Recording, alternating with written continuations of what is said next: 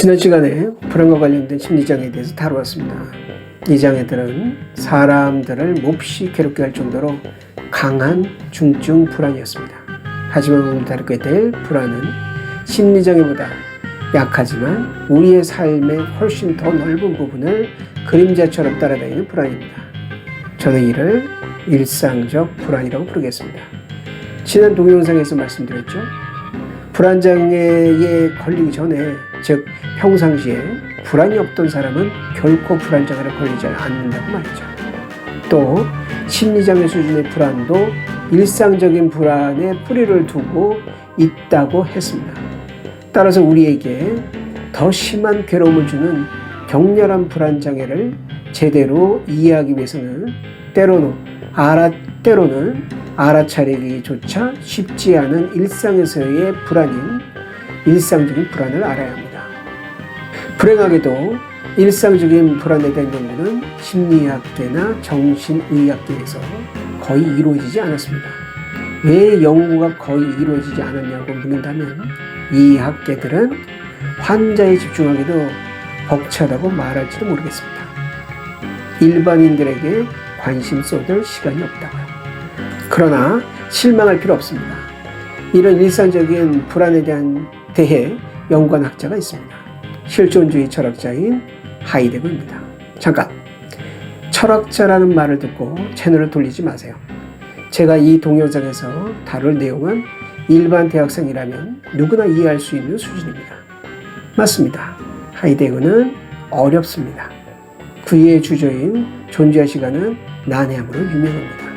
물론 서양 철학사에서 그뿐만 아니라 많은 이들의 글들이 난해합니다. 20세기 이전의 칸트나 헤겔 같은 독일 철학자뿐만 아니라 20세기에 한술 더 뜬 프랑스 철학자인 라깡이나 데리다나 푸코, 특히 들레즈 등도 그러한 고약한 글쓰기로 지금까지 악명을 떨치고 있습니다. 이는 아마 언어를 통해 진리에 도달하려는 서양 철학자들의 문화에 기인한 것 같습니다. 이들의 책을 읽다 보면 이미 모두 이 세상 분들이 아니지만 이들의 옆구리를 조금 아프게 쿡 쑤셔보고 싶은 충동이 들곤 합니다. 이보세요, 대가님들. 여러분들의 생각의 핵심을 일반인들이 알아들을 수 있게 말로 좀 설명해 주시겠어요? 혹시 일반인들이 알아먹을 수 없는, 이해하기 너무나 어려운 아이디어를 가지신 것은 아니겠죠? 요즘 일반인들이 알기 힘든 수학을 통해 얻은 물리학적 지식조차 일반인들이 그 생각이 대략 뭔지는 알 정도로 친절하게 설명되고 있습니다. 왜냐하면 그 지식이 일반인들이 전혀 알 수 없는 지식이 아니기 때문입니다. 혹시 자신들의 지식은 일반인들이 알 수 없는 너무도 심오한 진리라고 생각하는 것은 아니겠죠? 자, 시간 10분 드리겠습니다. 너무 길죠? 시작하시죠, 대가님들. 다음 동영상에서 제가 설명하게 될 우리들 누구나 불안을 느끼지 않을 수 없는 이유에 대해 하이데거나 들레즈식의 폐쇄적이고 불친절한 글쓰기를 한다면 아마 한 줄도 제대로 이해할 수 없는 분들이 거의 다일 겁니다. 물론 그 내용은 내가 여러분께 다음 동영상에서 설명드릴 것으로 대학생이면 누구나 이해할 수 있는 수준의 아이디어입니다. 그것도 명확하고 짧게 설명할 수 있는 내용이고요. 보통 너무도 높은 곳에 계신 철학자분들의 책을 이해하려면 최소 5년, 최대 10년을 투자해야 한다고 말하는 분들도 있습니다. 만일 내 삶에서 떼어낸 소중한 10년의 노력을 들일 가치가 있는 내용을 담고 있다면 시간과 노력이 아깝지 않을 것입니다. 하지만 그럴까요? 진짜? 이것에 대해서 저는 좀 부정적인 쪽으로 기우네요. 이에 반론을 제기할 하이데거를 존경하는 분들이 있을 겁니다. 불편함을 드려 미안합니다. 하지만 정중히 부탁드립니다. 반론은 짧게, 그리고 소통이 가능한 말로 부탁드립니다. 물론 이해합니다. 알지도 못하는 사람이 철학자들 앞에서 나는 생각한다, 고로 존재한다라고 말하면 어떤 철학자가 이 말에 관심을 주겠습니까? 철학자들 앞에서 이 구절을 수천 번 말하고 글로 써도 말입니다. 전문가 집단인 서양 철학 공동체에서 인정받기 위해서는 먼저 자신들의 공동체 안에서 전문적으로 쓰이는 개념이나 용어를 사용하는 등 기준이 이상의 역량을 보여줘야 합니다. 이것은 철학 공동체만 갖고 있는 가입 절차 내지는 회원 자격 조건이 아닙니다.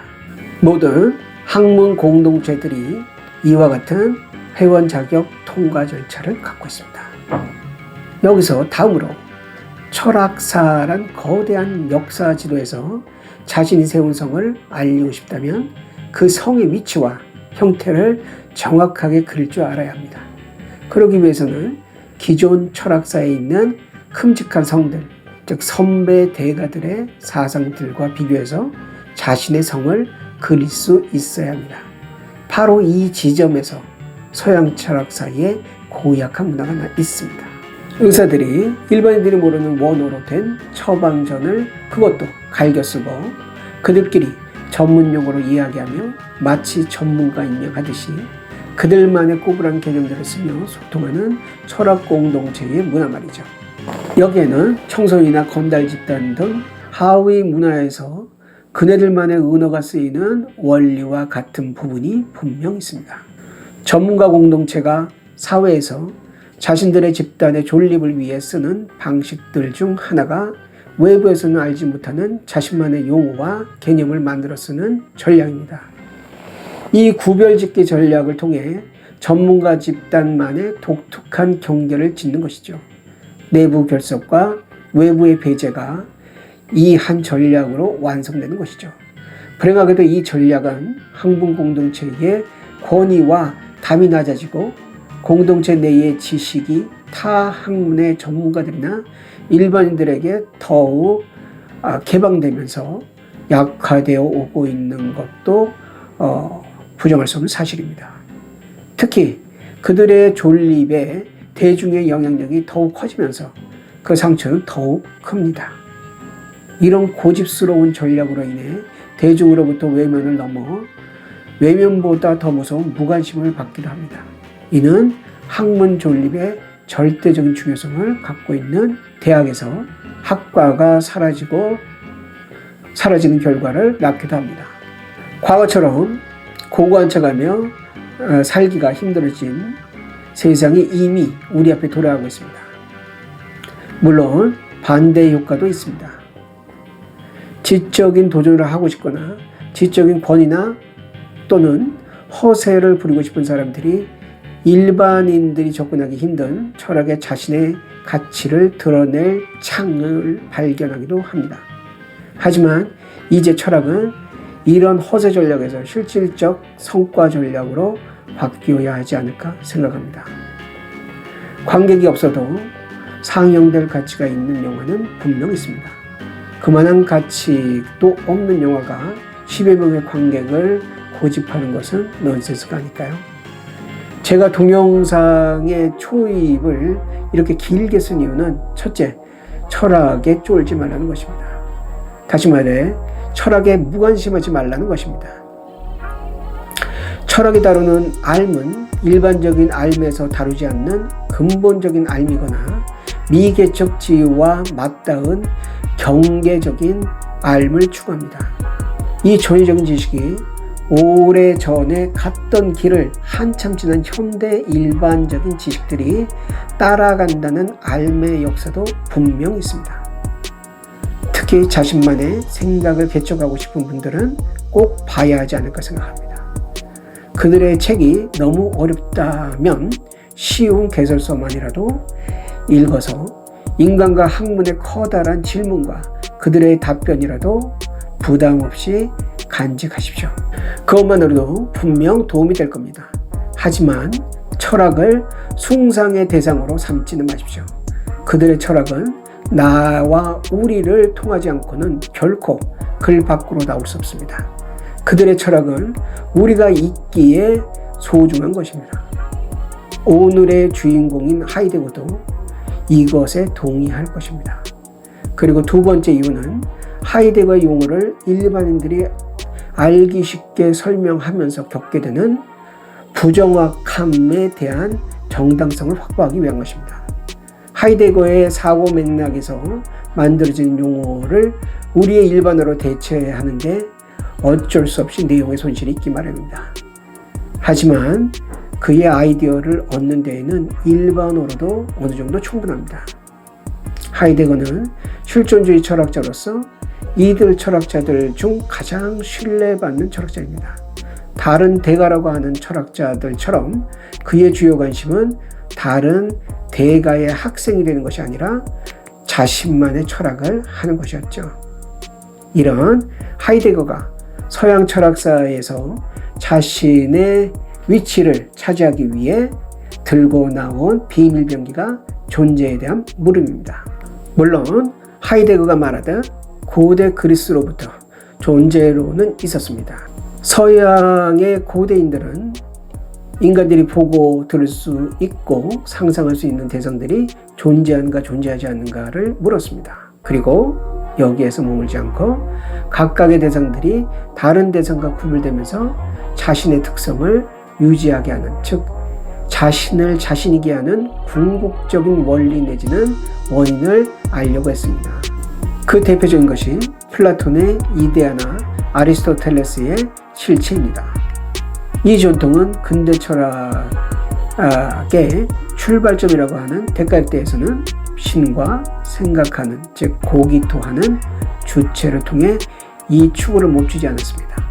이런 전통을 비판하면서 하이데거는 서양 철학사에서 자신의 존재감을 드러냈습니다. 그는 이런 기존의 존재론과 자신의 존재를 구별하기 위해 자신의 것을 기초존재론이라고 명명했습니다. 이 기초존재론은 기존의 존재의 원리나 궁극적인 원인을 묻는 것이 아니라 존재의 의미를 묻고 있습니다. 이 부분에서 기존의 존재론에 익숙한 대부분의 사람들은 기겁을 하고 그래, 듣던 바대로 나네하거나 또는 내 취향은 아니야, 다 싫다, 아 싫어 라고 하면서 책을 덮습니다. 그 중에 극히 소수는 이를 극복하고 책을 읽습니다.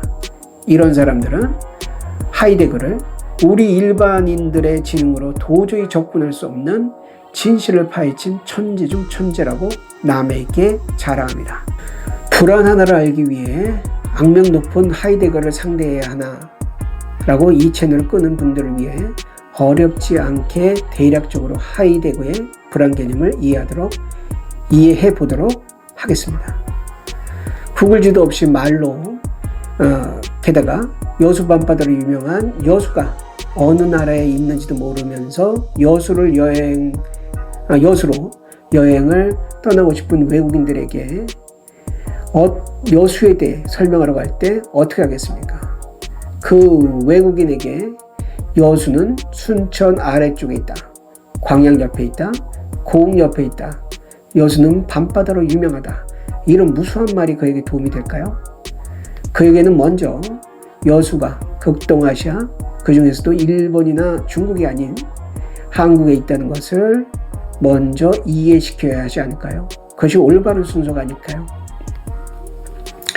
이 부분에 해당되는 하이데거에 대한 설명을 해보겠습니다. 물론 이는 한국이 여수가 아니듯 이 설명은 하이데거의 근사치적인 설명입니다. 하이데거의 주장을 하이데거가 선배 철학자들에게 자신의 이론의 정당성을 주장하는 식으로 각색해 보겠습니다. 플라톤과 아리스토텔레스 이하 선배님들, 당신 밖에 있는 물건이나 대상이나 타인이나 신에 대해 파악하려고 참 수고 많으셨습니다. 하지만 선배님들, 당신의 삶은 어디에 있나요? 당신들의 삶의 의미에 대해 고민해 보셨나요? 여러분, 우리들은 모두 죽을 수밖에 없는 존재입니다. 하지만 죽는다는 말은 너무 평범하죠? 그래서 철학자답지 못합니다. 그래서 이보다 더 넓고 포괄적이고 정확한 개념인 무로 폭락에 대처했습니다. 사실 우리는 죽음보다 우리가 없어진다는 사실에 더 두려워하니까요. 그래서 죽음보다 무입니다. 그렇듯하죠? 그리고 죽음은 남의 죽음이 아닌 우리 자신들의 즉 나의 죽음입니다. 이 나의 죽음은 나에게 삶의 의미를 일깨웁니다. 죽음을 무로 확장했으므로 죽음의 대칭 개념인 삶은 무의 대칭 개념인 존재로 확장해야겠네요. 이제 우리의 죽음에 둘러싸인 삶의 문제는 무에 둘러싸인 존재의 문제가 되었습니다. 이렇게 우리의 삶을 좀 확장된 존재의 의미에 관해 논한 것이 기초존재론입니다. 한 줄로 요약하면 우리는 죽음과 함께 사는 존재다. 이것이 실존적인 존재입니다. 그러면 어떻게 살아야 할까? 몇 분 걸렸죠? 2분 내지 3분? 철학자들의 말에 기죽지 마세요. 이들 철학자들은 반드시 알아야 세상을 알 수 있다라고 주장하는 사람은 없습니다. 관심이 있다면 읽되 자신의 연구 영역과 관련이 없다면 버려도 문제될 거 없습니다.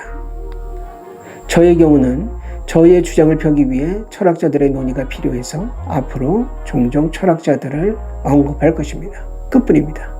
그리고 철학을 대할 때 꼭 당부하고 싶은 것은 이미 이 세상 사람이 아닌 그들의 생각이 여러분들의 사고를 지배하게 방치하지 말라는 것입니다. 가장 절실하고 필요한 것은 여러분 각자만의 생각입니다. 우리들은 우리들 각자의 독자적인 생각과 삶의 세계를 펼치기 위해 그들에게서 배우고 그들을 단지 인용할 뿐입니다. 이게 맞는 길이죠. 왜냐하면 그 서양의 대가라고 하는 철학자들도 바로 그렇게 연구했기 때문입니다. 고개를 들지 못하는 학생으로서가 아니라 책의 저자와 대등한 위치에서 책을 읽으세요. 또 새끼를 셌습니다. 하이데거가 하고 싶은 주장의 요지는 간단합니다. 이 주장은 서양 철학 공동체에서 그것도 자신의 자리를 주장해야 하는 논문을 써야 할 때 기존의 그의 선배들이 그러했듯 서양 철학의 전통에서 자신의 위치와 차별 지점을 체크하고 자신만의 차별성과 독자성을 그들에게 보여줘야 했습니다. 그리고 이런 과정의 결과가 그의 존재와 시간이란 책입니다. 이런 지난한 과정이었으므로 그 학자 공동체에서 인정을 받았겠죠. 당연히 서양 철학사에 대해 우리는 하이데거만큼 알 수 없습니다. 게다가 그가 다루는 대상은 상대적으로 명확한 인식의 대상이 아니라 기분과 같은 느낌의 대상입니다. 여기에 과거 서양 철학자들과 자신을 구별하기 위해 그의 선배들인 헤겔이나 칸트나 후솔이 했듯이 새로운 용어를 만들어 썼습니다. 하지만 당황하거나 심지어 좌절할 필요 없습니다. 대체 우리가 왜 어리둥절해야 하는 겁니까? 그의 용어를 모두 알지 못한다고 그의 말의 요지를 이해하지 못하는 건 아닙니다. 우리는 심지어 미적분조차 잊은 지 오래되었음에도 아인슈타인의 이 이론의 요지를 이해할 수 있고 마찬가지로 그 정도로 하이데거를 이해할 수 있습니다. 이런 이해를 하다 정말로 절실하게 알고 싶은 철학자가 나타나면 그 철학자를 파면됩니다. 무엇을 향해? 여러분 각자의 사상과 철학을 위해서입니다. 위에 한 줄 평에서 조금 더 구체적으로 들어가 보겠습니다. 위의 설명을 갖고 다음 말을 들어보세요. 그의 대표적인 개념인 현존재, 다자인입니다. 말이 어렵죠. 현존재란 우리의 관념에 의해 만들어진 추상적인 존재가 아니라 역사와 삶과 죽음의 시간 속에 있는 우리 눈앞에 세계의 즉 다 거기에 있는 자인 존재라는 의미입니다. 이는 그의 존재와 시간의 제목에서 보듯 시간성, 즉 태어남과 죽음같이 시작과 끝이 있는 존재라는 것이죠. 이런 존재 방식에서 사람들은 죽음으로 이해하면 쉽게 이해될 수 있는 세상에서의 사라짐인 무로부터 오는 불안을 느낍니다.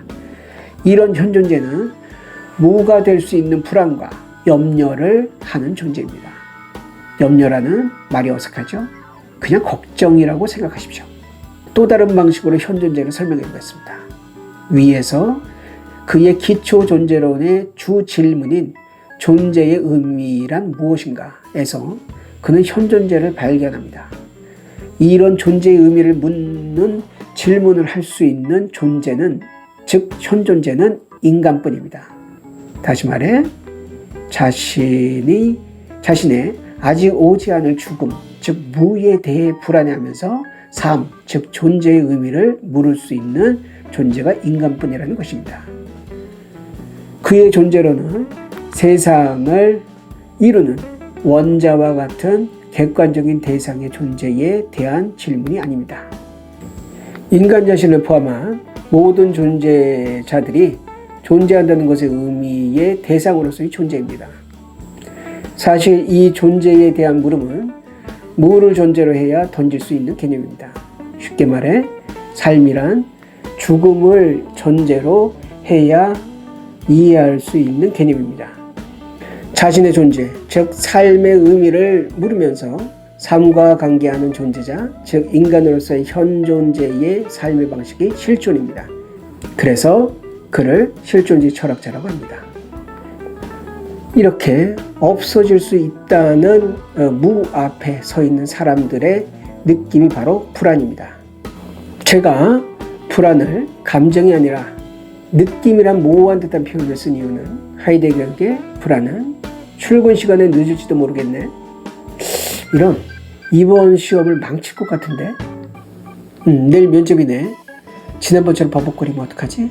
등에서 느끼는 감정인 불안감이 아니기 때문입니다.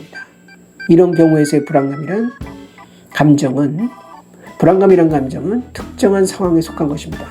그러나 하이데거가 말하는 불안은 특정 상황과 상관없이 항상 우리와 함께하는 기분으로서의 불안입니다.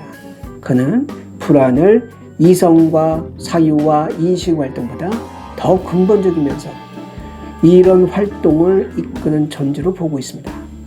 우리는 기분 없이 존재하지 않습니다. 지금 이 동영상을 보는 여러분의 밝은 기분, 긴장한 기분, 활기찬 기분, 무기력한 기분, 짜증스러운 기분, 지루한 기분, 우울한 기분, 무덤덤한 기분 등의 기분은 항상 특정 사건이 없어도 우리의 배경으로 함께합니다.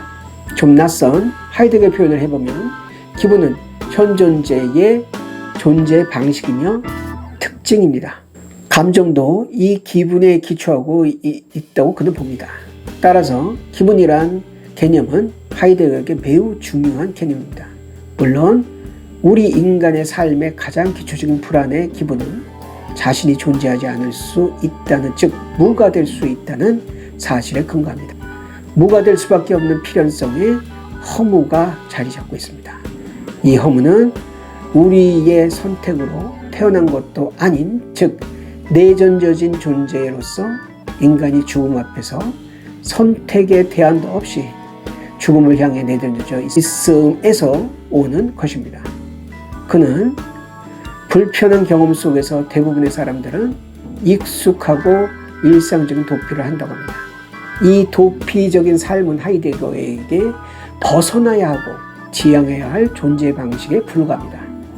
다른 동영상에서 언급하겠지만 그가 신발바닥에 붙은 껌 정도의 취급을 했던 이 부분이 얼마나 중요한지 보여드리겠습니다.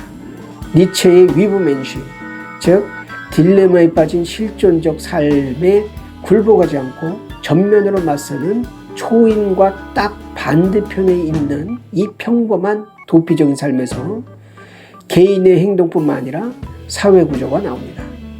역사는 하이데거가 바람직하다고 보았던 삶을 사는 현존재인 다자인이 아닌 그가 못마땅해 했던 세속인인 다스만에 의해 만들어진 것입니다. 하이데거에게 이런 일상화된 기분, 즉 삶의 배경적 느낌으로서의 불안과 다른 불안 경험이 있습니다.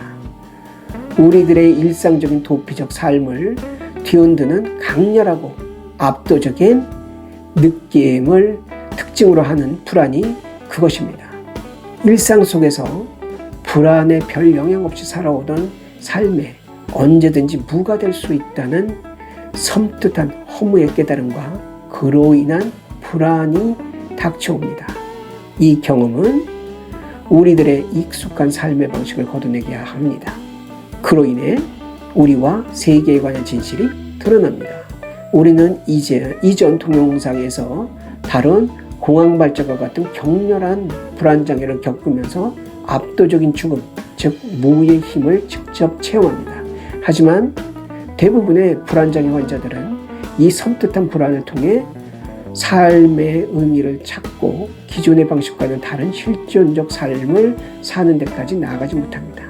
대신 이 불안으로부터 벗어나는데 급급해 약이나 상담 치료 등 다양한 노력과 큰 비용을 치릅니다.